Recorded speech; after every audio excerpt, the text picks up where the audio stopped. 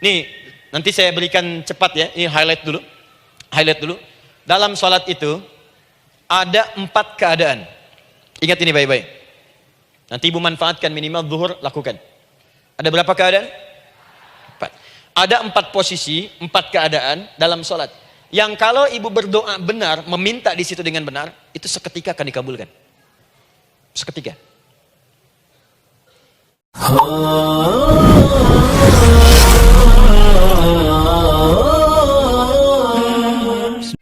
Jadi kalau saya tanya, kalau kita berdoa dijawab tidak oleh Allah?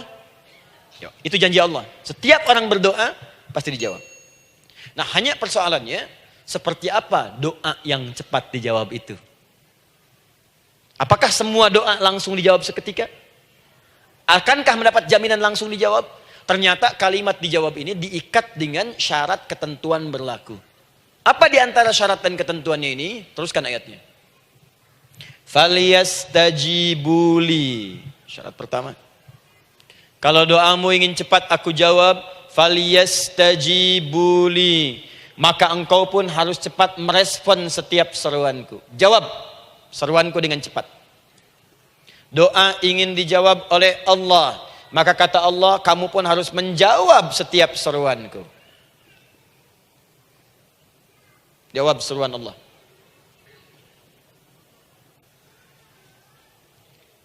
Ayo respon, adil. Maunya dapat gaji aja, kerja nggak mau. Ya? Apa ibu pikir duduk manis, santai di ruangan tengah, tiap bulan suami datang berikan uang belanja? Belum tentu. Kalau sikap tidak bagus, ya interaksi tidak mulia, maka belum tentu itu didapatkan. Maka syarat pertama kata Allah, kalau doamu ingin cepat aku jawab, maka setiap aku seru, cepatlah engkau kemudian kerjakan dan jawab itu. Jadi ternyata seruan Allah itu terkait berkelindan dengan pengabulan doa. Jadi ketika ibu diseru oleh Allah, diminta diperintahkan sesuatu oleh Allah, sebetulnya itu kunci untuk mendapatkan jawaban doa kita, Bu. Dipanggil kita, ayo cepat datang ke sini. Mau minta apa? Minta, saya kasih.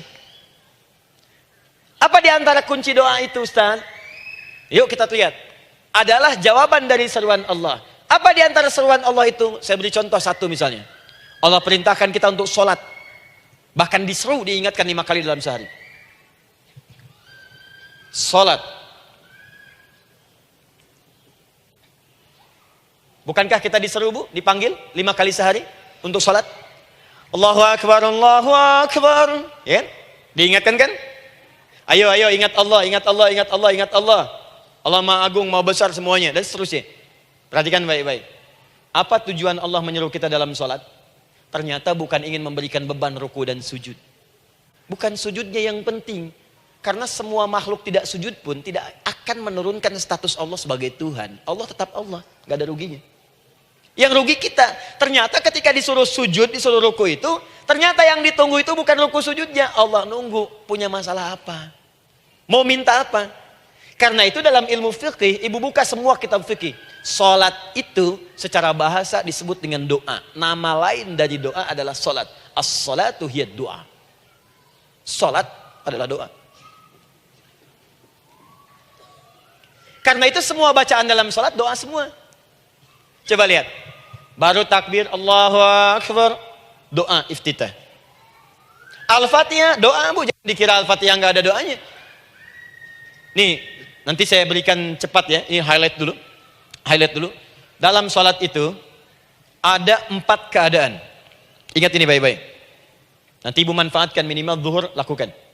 Ada berapa keadaan? 4. Ada 4 posisi, 4 keadaan dalam salat. Yang kalau ibu berdoa benar, meminta di situ dengan benar, itu seketika akan dikabulkan. Seketika. 1 saat berdiri. Berdiri. 2 saat ruku'. Ruku'. 3 saat sujud. 3 saat sujud. 4 sesaat sebelum salam. Berdiri, ruku', sujud, sesaat sebelum salam. Baik, sebelum saya bahas lebih jauh, Saya ingin sampaikan dulu. Jadi ternyata ketika kita diminta oleh Allah menunaikan sholat, itulah cara kita memohon, Bu. Itulah waktu kita meminta. Dan dahsyatnya dalam sehari itu 5 kali ditungguin, Bu. Mana ada manusia di muka bumi ini buka pintu rumahnya 5 kali sehari cuma untuk memberikan apa yang dibutuhkan. Sesoleh-solehnya Ustadz, gak ada yang mengatakan, ayo 5 kali sehari datang aja ke rumah saya. Kalau butuh apa-apa ambil. Butuh kulkas, ambil kulkasnya. Butuh TV ambil, gak ada begitu. Allah itu maha baiknya, 5 kali sehari dipanggil. Dari subuh sampai zuhur. Kita bangun tidur aja, punya masalah nggak? Ayo minta, disuruh sholat 2 rakaat. Dan sholatnya nggak usah banyak-banyak, 2 rakaat aja dulu supaya nggak ada beban. Itu pun kadang-kadang masih lupa berapa rakaat kita sholat. Ya. Ayo sujud, disuruh minta, punya masalah nggak? Terus dari subuh sampai ke siang dipanggil lagi. Punya masalah lagi nggak? Disuruh zuhur 4 rakaat. Karena waktunya cukup panjang, suruh 4. Ayo minta. Ada masalah apa? Minta sujud kita. Minta mohon. Dari zuhur ke asar, ditanya lagi, ada masalah nggak? Panggil lagi. Ke maghrib sampai ke isya sebelum tidur. Supaya tidurmu enak, masalah nggak ada, tenang, nikmat, nyaman istirahatnya. Ada masalah nggak? Disuruh sholat lagi. Jadi kalau orang paham sholat itu kunci kebahagiaan, dia akan senang menunaikan sholat. Makanya ketika ibu bertanya, kenapa saya sholat? Dijawab oleh muadzin, hayya 'alas shalah, ayo sholat. Kenapa sih sholat? Hayya 'alal falah. Yuk bahagia. Ayo tenang. Yuk dapatkan apa yang kamu inginkan. Falah. Jadi kalau orang paham sholat itu menyelesaikan persoalan, tentu orang akan berbondong-bondong semangat untuk menunaikan sholat. Cuman sayang segelintir orang itu menilai sholat sebagai beban. Jadi sebagai kewajiban beban saja, makanya sholatnya nggak nikmat. Karakter di duhur, ayeuna asar deui. Tuh. Ya bagaimana doanya bisa dijawab? Anda datang pada orang, tapi datangnya dengan marah-marah. Datangnya dengan mencelanya. Ya bagaimana dia bisa memberikan kebutuhan Anda? Anda datang pada Allah dengan niat yang tidak ikhlas. Setelah itu kemudian menggunjingkannya, bagaimana bisa dijawab? Tuntutan tinggi. Tapi datang tidak membawa prestasi, ya bagaimana bisa diberi? Catat tuh, bikin status. Paham ya? Nah ini bagian pertama. Jadi cara pertama, respon kata Allah, seruan Allah. Rumus pertama sholat. Nah sekarang saya ajarkan lagi. Ini belum selesai nih Bu. Ini panjang bahasannya nih. Sampai jam berapa kita? 10 ya? Oh, banyak. Oh, mau sampai jam 5 silahkan. Saya jam 10 selesai. Ya. Lihat sini. Oke, saya punya sekitar 1 jam kurang ke depan. Saya ingin terangkan sedetil-detilnya gitu ya. Dan saya hanya menyampaikan isi Al-Quran. Quran, hadis, Quran, hadis. Sekarang gini, Ustadz saya sekarang paham, sholat berarti kunci untuk menyelesaikan masalah. Di sholat saya akan memohon. Sekarang Ustadz, bagaimana cara saya merespon sholat? Kan kata Allah, saya menyeru, respon gitu kan? Kita dipanggil sholat nih, Allahu Akbar, dipanggil. Bagaimana cara meresponnya? Sebelum minta. Awas, ibu ingin datang mengajukan proposal. Datang kepada wali kota, datang kepada gubernur, datang kepada presiden, datang kepada menteri sebelumnya. Bukankah ibu mempersiapkan diri? Penampilan ditata, proposal dibagus-bagusin, gitu kan? Yang paling hebat itu kadang-kadang malam-malam latihan depan cermin. Bapak wali kota yang saya hormati. Lihat semuanya tuh. Dan yang paling luar biasa, maaf ya, janjian jam 7 dengan Pak Wali Kota, datang jam 6 ke Balai Kota. Sekarang ibu punya janji dengan Allah. Janji itu sudah diketahui sebelum pertemuannya. Kalau tidak percaya, 5 waktu ini ibu sudah hafal Bu. Ya, bahkan disuruh ngapalin oleh Allah. Buka Quran surah ke-4. Surah ibu, surah mama, An-Nisa.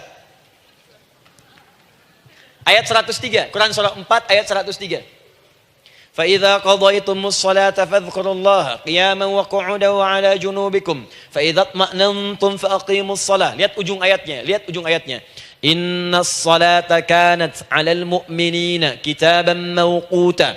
Sungguh semua waktu salat itu telah ditetapkan waktunya bagi orang beriman. Itu terjemahan biasa. Kalau terjemahkan pakai ilmu balaghah, sungguh orang beriman itu hafal waktu-waktu salat. Tahu waktunya. Apalagi kalau di waktu itu ibu punya kepentingan, pasti hafal. Kalau ibu benar memprioritaskan sholat dan menilai sholat sebagai solusi hidup, menilai sholat sebagai kebutuhan, ibu pasti akan hafalkan itu, Bu. Nih ya, ibu dapat bagian arisan nih. Bulan ini misalnya. Dan memang bagian jatah ibu, demi Allah saya katakan, sebulan sebelumnya ibu sudah hafal tanggalnya kapan. Bahkan di kalender tuh diwarnain. Papa, bagian mama nanti bulan ini. Tuh. Dicatat semua, di tempat siapa, jam berapa, datang dengan penuh keceriaan dan kebanggaan. Luar biasa. Hanya untuk urusan dunia yang itu habis gitu. Jika dia tidak meninggalkan ibu, ibu yang meninggalkan dia duluan. Sekarang 5 kali sehari semua diberikan, bahkan lebih daripada dunia dan seisinya. Harusnya sih wajarnya dihafalkan waktunya dan ibu hafal. Ayo, subuh jam berapa sekarang? Lihat sini, bukan ke atas. Ditutup tuh. Tuh, sana tuh. Subuh jam berapa? Ayo ngelihat ke sana, 4:43. Zuhur jam berapa? Tuh, asar, maghrib, isya. Itu kan kunci ibadah. Dan kunci ijabah, kunci ibadah, kunci ijabah. Di situ ada pengabulannya. Ini gimana mau minta, waktu permintaannya aja nggak hafal. Gimana mau bermohon, datangnya aja telat. Karena itu, bagaimana cara merespon seruan Allah? Diaturlah di Quran surah kedua ayat 152. Paling kanan sebelah bawah. Quran surah kedua ayat 152. Ibu masih ingat? Bukankah sholat disebut sebagai zikir? Masih ingat? Ya, di surah ke-20 ayat 14. Wa aqimis sholata lidzikri, tunaikan sholat sebagai zikir kepadaku. Sekarang lihat ya. Lihat ketentuan Allahnya. Kalau ibu dipanggil untuk sholat, dipanggil untuk zikir, cepat respon. Ibu cepat respon, Allah pun akan cepat merespon permintaan ibu. Lihat kalimatnya. Fadhkuruni adzkurkum. Fadhkuruni adzkurkum. Kalian mengingat saya, maka saya pun akan ingat dengan kalian. Kalian zikir kepada saya, ingat saya, kata Allah, maka saya pun akan ingat kalian. Di antara makna zikir, salat. Kalau ibu salat mengingat Allah dengan cepat, maka Allah pun akan cepat mengingat kita. Contoh.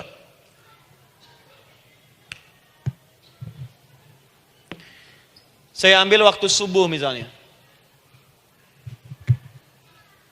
Di Bandung 4:33. 4:43. Oh, lihat kesan lagi terjadi perbedaan pendapat. Ya. Ada yang 4:33, ada yang 4:34, ada yang 4:35 dan seterusnya. Yang ambil tengah-tengah lah, 4:35 misalnya. Orang 4:35. Lihat sini, fokus. Allahu Akbar, Allahu Akbar. 4:35. Dipanggil salat, diseru. Kan tadi rumusnya di Quran surah 2 ayat 186. Faliyastajibuli. Kalau diseru cepat jawab, gitu kan? Nah, terus diseru 4:35 adzan. Allahu Akbar, Allahu Akbar. Begitu diseru, ibu langsung datang. Ya Allah, sudah adzan, seruan nih, saya siap-siap. Saya ingin minta sesuatu. Nah, orang yang datang saat dia diseru Allah, dia pun datang kemudian untuk menyerunya, maka Allah pun akan menjawab apa yang ia mohonkan saat ia bermohon kepadanya. Perhatikan, dipanggil oleh Allah lewat suara muadzin, Allahu Akbar, dia merespon cepat, siap salat. Maka dia pun ketika memanggil Allah, seketika Allah pun akan jawab padanya. Sesuai dengan kadar responnya. Dipanggil saat itu, dia menjawab. Maka Allah pun akan ingat kepadanya hanya saat dia memanggil saja. Di saat panggil, diingat. Panggil, diingat. Jelas? Ini yang hebat. Dipanggil 4:35. Allahu Akbar, Allahu Akbar. Dia sudah ingat dari sejak jam 3 lewat 45. Dia bangun jam 3. Bisa. Padahal belum dipanggil. Datang. Bahkan Masya Allah, melakukan warming up dulu. Tahajud. Istighfar. Baca Al-Quran sebelum dipanggil. Masya Allah Bu. Ibu mau datang misalnya ke istana. Janjian jam 7, datang jam 6. Di situ ibu kerjakan yang baik-baik dulu. Wah, lihat. Terus kelihatan CCTV kan. Wah, ini orang bagus banget nih. Mulia, bagus. Sampah diambilin, disapu. Kelihatan. Itu ibu belum datang pun udah dipanggil duluan. Ada orang yang belum dipanggil sudah datang menghadap Allah. Tahajud dia, zikir dulu, istighfar dulu. Ini orang, maaf ya, walaupun dia belum memanggil Allah, Allah sudah menyelesaikan semua persoalannya. Di orang-orang yang selalu ingat kepada Allah, walaupun Allah dalam waktu tidak memanggilnya, maka Allah akan mengingatnya sekalipun orang ini belum bermohon kepadanya. Maka ibu nanti akan temukan orang-orang yang langsung diselesaikan persoalannya oleh Allah bahkan sebelum dia bermohon kepadanya. Ada orang yang seakan gak punya masalah, Bu. Bukan gak punya masalah, sebab setiap dia punya masalah, masalahnya diringankan oleh Allah. Ini seakan-akan gak ada beban. Ini indah hidupnya. Enak. Butuh sesuatu, sebelum nyari, datang. Ada persoalan, senyum dikit, selesai. Orang macet mengeluh, bikin status, dia macet malah senang. Dan hatinya dilapangkan oleh Allah. Bayangkan ada janji rapat jam 9, setengah 9 masih macet. Diprediksi di Google akan sampai 2 jam lagi. Yang lain mengeluh, telepon sana, telepon sini, ini. Dia enggak aja, lapang aja. Alhamdulillah ya Allah kasih macet. Murotal, saya mau dengerin surah Al-Baqarah. Buka, hafalin. Partnernya nelpon. Sampai di mana, akhi? Ini sampai di surah Al-Baqarah ayat 186. Tidak ada yang sia-sia dari Allah. Sabar ya di sana. Ya, atau kita bisa koneksikan dari sini apa yang bisa saya selesaikan sekarang di sini sehingga sampai sana kita tinggal kesimpulan saja. Tenang hatinya. Gak ada gerasak, gerusuk, gelisah gini, telepon sana sini, klaksonin, dasar lampu merah, lama, birunya sebentar. Padahal biru nggak ada, yang ada hijau kan. Jadi kalau sudah begitu enak, Bu. Yang perempuan ada di Quran Maryam. Maryam kan perempuan. Dan Maryam itu bukan nabi, bukan rasul. Ingin memberikan pesan kepada ibu, perempuan dimanapun. Tidak harus jadi nabi supaya doa cepat dikabulkan. Tidak harus menjadi rasul. Ini Maryam bukan nabi, bukan rasul. Tapi dia ini luar biasa. Sebelum dipanggil, udah datang. Zikirnya tak terlukiskan.